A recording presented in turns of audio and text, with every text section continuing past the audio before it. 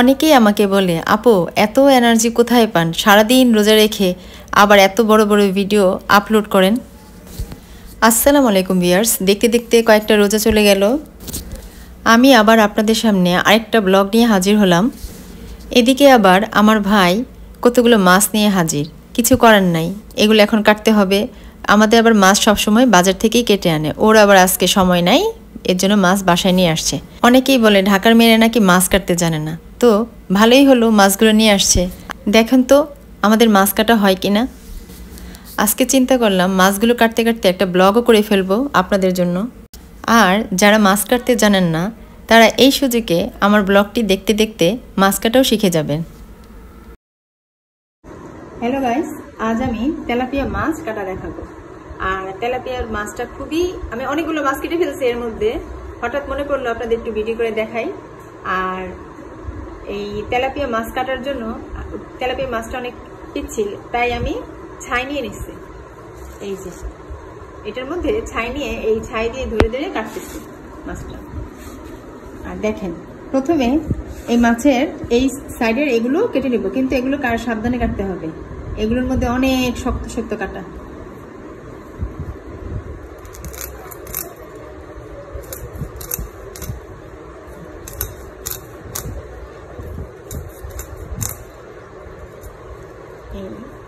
তারপর এই যে আস্তে আস্তে এগুলো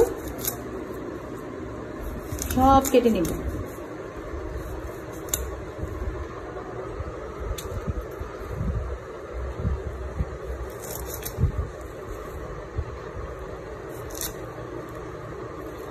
এই জায়গাটা এইটাও সাবধানে কাটতে হবে, এই জায়গাটা আরো, এই কাটাগুলো আরো শক্ত।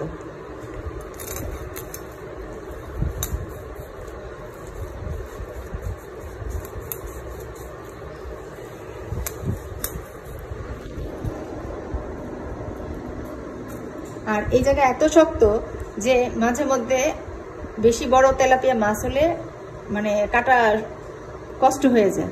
তাই আমি একটা রুটি বানানোর বেলুন নিয়ে আসছি, এটা দিয়ে এই যে বটির শেষে ধরবো, শেষে ধরলে তখন এই বেলুন দিয়ে এইখানে এই যে আস্তে আস্তে বাড়ি দিলেই এই কাটা খুলে গেল। সহজ টেকনিক।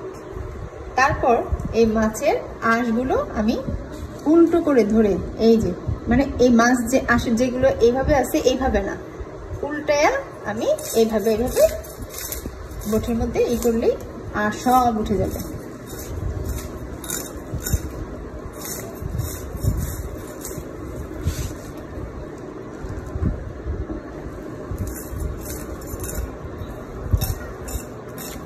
এই যে মাছের মাথার এখানেও অনেকগুলো আঁশ আছে, এইভাবে প্রত্যেকটা আঁশ উঠায়া এই যে উঠে নিলাম।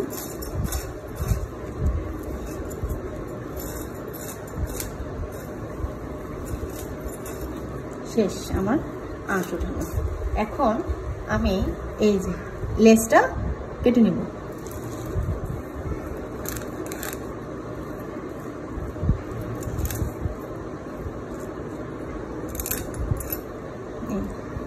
তারপর এই যে এখন এটার ভিতরে যে নাড়ি বুড়ি আছে এগুলো সব বের করব। এই যে পুরোটা কাটবো না, অল্প একটু কেটে তারপরে এই যে আঙ্গুল এইভাবে আঙ্গুল ঢুকে টান দিলেই সব নাড়ি বুড়ি বের হয়ে যায়। এই যে দেখেন কিভাবে খুব সহজে বের হয়ে যাচ্ছে।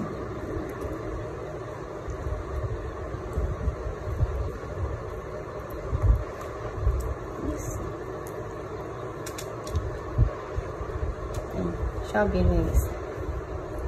এখন আমরা এই মাছের এই জায়গাটা কেটে এই যে এখান থেকে কেটে এই পর্যন্ত আনবো, পুরোটা কাটবো না।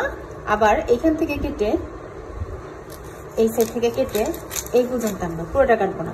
এই যে খালি এই যে ঠোঁটের এদিকে আইসা আটকায় আছে, এই জায়গাটা এখন আমি কেটে নিব। এই যে পুরো মাছের মাথার ঠোঁট মোট সব কাটা হয়ে গেল। এখন এই যে এই ফুলকোগুলো অনেকেই ফেলে দেয়, এগুলো আমরাও খাই না, ফেলে দেই। এই যে আঙ্গুল দিয়ে এভাবে জোরে চাপ দিলে একেবারে সব ফুলকো একসাথে উঠে আসবে। এই যে শেষ আমার মাছ কাটা। এখন এটাকে এই যে পিস পিস করে নিলেই হয়ে যাবে তেলাপিয়া মাছ কাটা। এই যে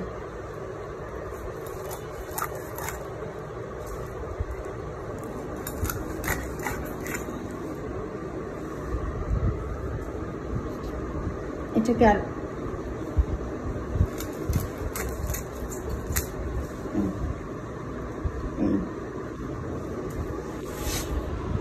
এই যে আরেকটা আঁশ ছাড়িয়ে দেখাচ্ছি।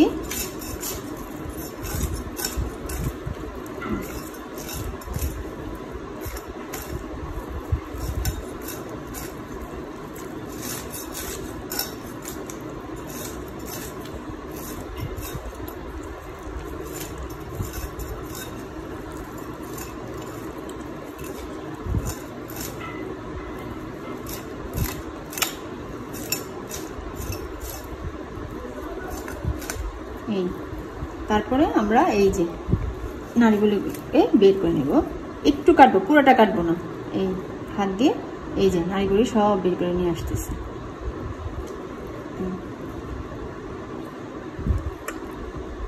এই যে এটার মধ্যে মাছের মধ্যে এই যে এই পিপ থাকে, মাছের পিপ, এটাকে পিপ বলে, এটা থাকে। এটা আবার গালায় ফেললে মাছের ভিতরে তিতা হয়ে যায়।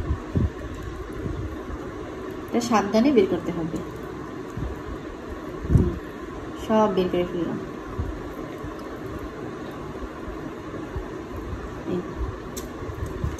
তারপর ওই যে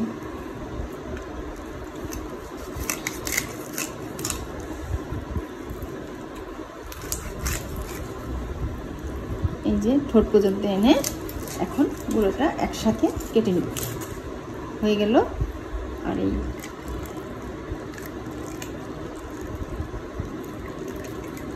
জোরে চাপ দিলেই এগুলোর ফুলকোটা বের হয়ে আসে। শেষ।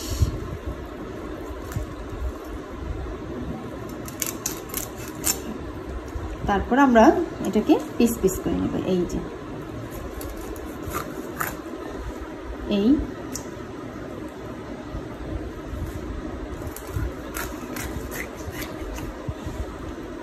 দেখেন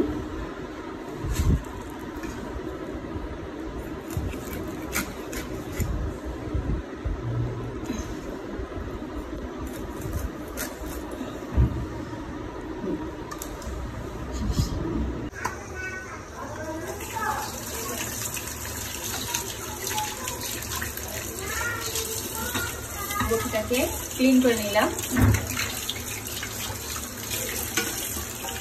পরে আমি আবার স্টিলের এই যে ভিম বার দিয়ে আবার পরিষ্কার করে নেব। এখন শুধু এমনিতেই পরিষ্কার করে নিলাম।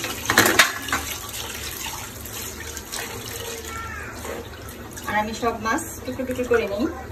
কিছু কিছু মাছ আমি এই যে আস্তা রেখে দিয়েছি।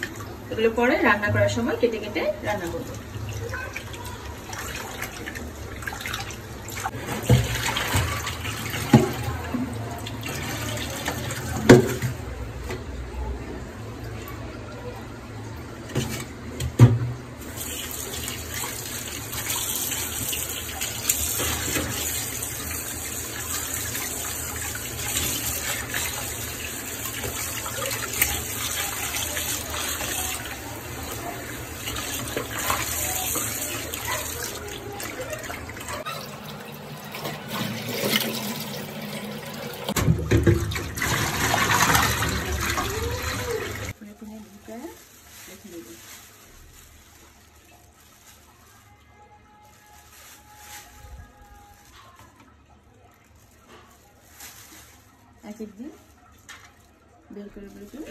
মাছগুলো মোটামুটি ধোয়া শেষ। এখন মাছগুলোকে প্যাকিং করে বরফের দেশে পাঠিয়ে দিব। ভিডিওটা বড় হয়ে যাবে, তাই আজ শুধু তেলাপিয়া মাছ কাটাটাই দেখালাম। পরবর্তীতে বাকি মাছগুলো কাটা দেখাবো। অনেকগুলো মাছ কাটলাম, এখন ছোট মাছগুলোই আগে রান্না করব ভাবছি আজকে। আমার আবার ছোট মাছ খুবই প্রিয়, আমি বড় মাছ তেমন একটা খাই না।